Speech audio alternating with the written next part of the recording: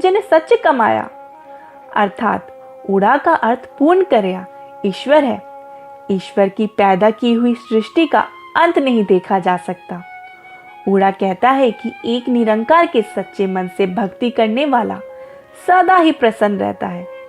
इस प्रकार नानक जी ने गुरुजी को गुरुमुखी के सभी अक्षरों का ईश्वरीय अर्थ समझाया, जिसे सुनकर गुरुजी बहुत ही प्रभावित हुए और गुरु नानक देव जी को बड़े ही सम्मान सहित गुरुकुल से घर छोड़ने आए और कालू जी से कहा कि तुम्हारा पुत्र तो इतना विद्यमान है जिसके प्रश्नों के उत्तर हमारे पास भी नहीं है।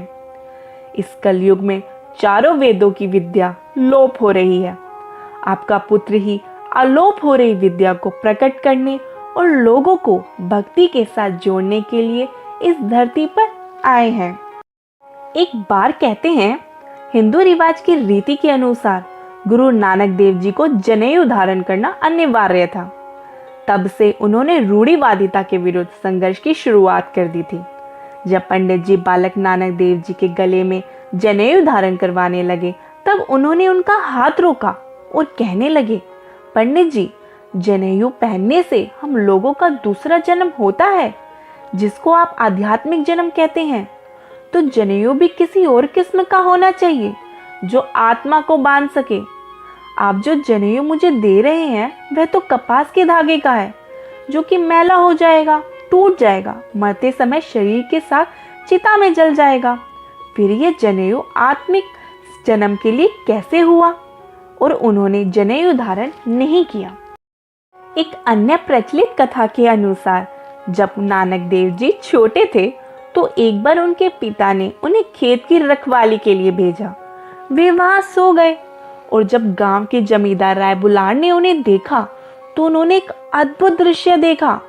एक काला नाग अपने फन से सोए हुए नानक के चेहरे पर छाया कर रहा था ताकि सूरज की रोशनी उन पर ना पड़े।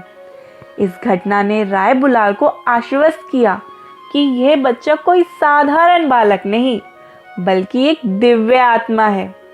नानक देव जी के सिर पर सर्प द्वारा छाया करने का दृश्य देखकर राय बुलार नतमस्तक हो गए। एक बार श्री गुरु नानक देव जी एक गांव के बाहर पहुंचे और देखा तो वहां एक झोपड़ी बनी हुई थी। उस झोपड़े में एक आदमी रहता था जिसे कुष्ठ का रोग था। गांव के सारे लोग उससे नफरत करते थे। कोई उसके पास नहीं आता था।